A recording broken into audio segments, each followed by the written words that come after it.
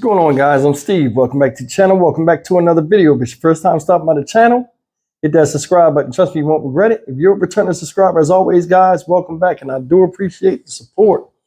Guys, I got a story out of San Antonio, Texas. Shout out San Antonio, you know what I'm saying?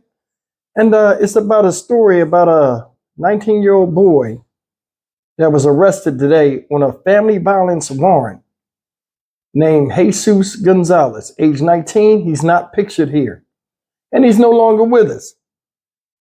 This guy was locked up, like I said, on a family violence warrant. He was picked up, taken down to Bexar County Jail, and while he was going through the booking facility,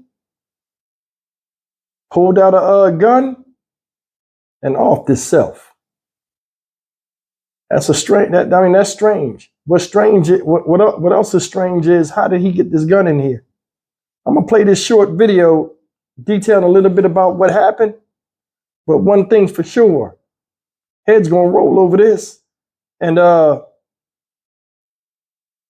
Jesus Christ, I'll explain it when we get back. Take a look at this. Tonight, within minutes of being brought inside the Bexar County Jail, a teenager in custody shoots and kills himself. That's according to the Bexar County Sheriff. Sheriff Javier Salazar says the 19-year-old was brought to the jail by San Antonio police for a domestic violence charge this afternoon. The shooting happened while he was in booking. KENS 5 reporter Megan Reyna joins us live now in the newsroom. Megan, how exactly did a weapon get inside the jail? I mean, that's a question in a lot of people's minds right now, including the sheriff. He says he is not sure. We do know that SAPD, they're required to pat down a suspect before bringing them to the jail. And we learned from Sheriff Javier Salazar that one of his deputies also patted down that suspect before doing a strip search. But it was during the strip search, the sheriff says, a man took his pants off, brought out a gun from underneath what appeared to be basketball shorts, and the sheriff then says he shot himself. We know the suspect did not go through any metal detectors or body scanners, and this happened in a secured area, which means even the deputies working booking do not have any guns, only tasers. Salazar is thankful none of his men or women were hurt. Clearly, there's several opportunities to find a gun when you're coming in. I mean, I do know, while I don't know their policies chapter and verse, I can tell you that there is a policy in place that you have to completely search for any contraband. So again, I'll defer to them on any specific questions regarding their policy, but absolutely, that without a doubt, that gun should have been found at some point before the point that it was found. And there are two investigations happening right now, one by the sheriff's office and then a homicide investigation by SAPD. Sheriff Salazar says the deputy that strip searched that man is on administrative duty while this investigation plays out. And we know that, or we've reached out rather, to SAPD just to confirm that the arresting officers did in fact search that suspect before bringing him to the jail, and to learn if any officers are on administrative duty as well. Reporting live from the newsroom, Megan Reyna, KENS 5. Guys, that's the story.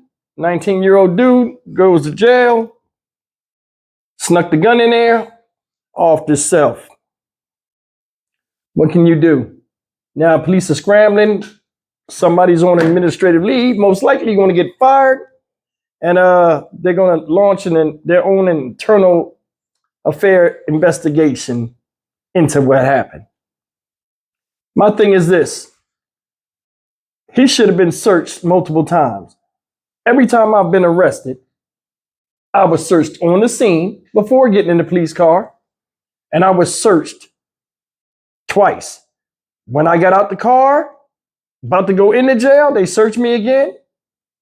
When I was brought in the intake, before the officer let me go, I was searched again.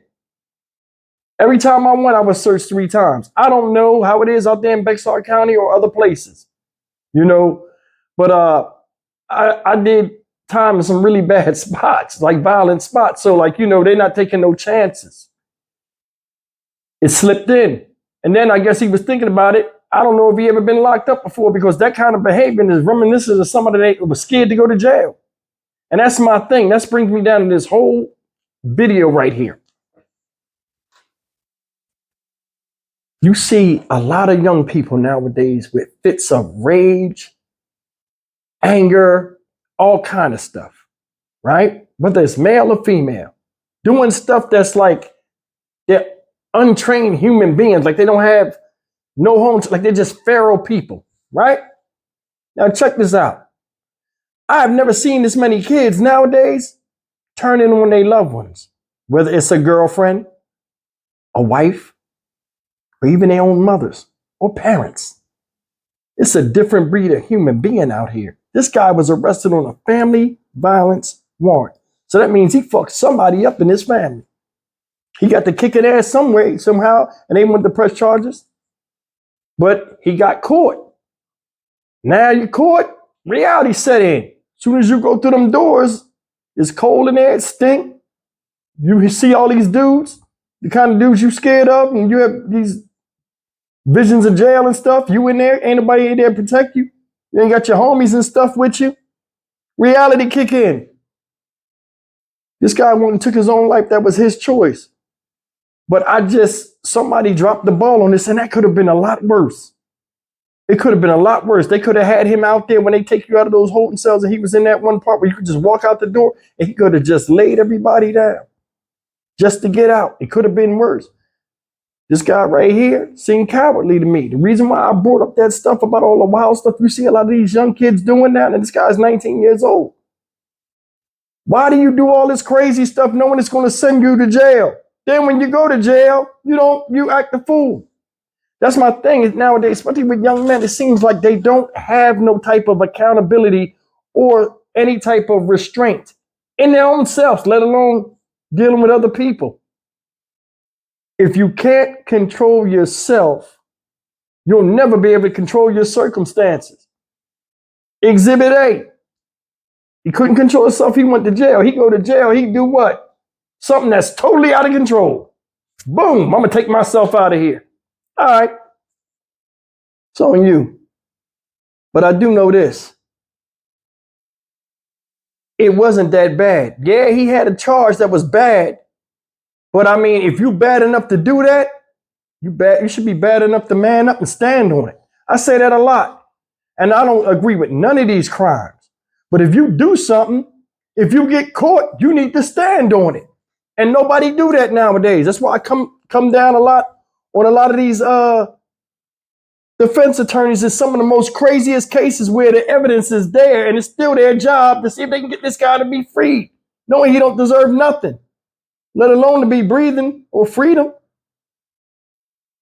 Nobody wants to take accountability no more. Nobody wants to be responsible for their actions when they are the ones that did the action. Man, the world is going to crap in the handbasket real quick. It is.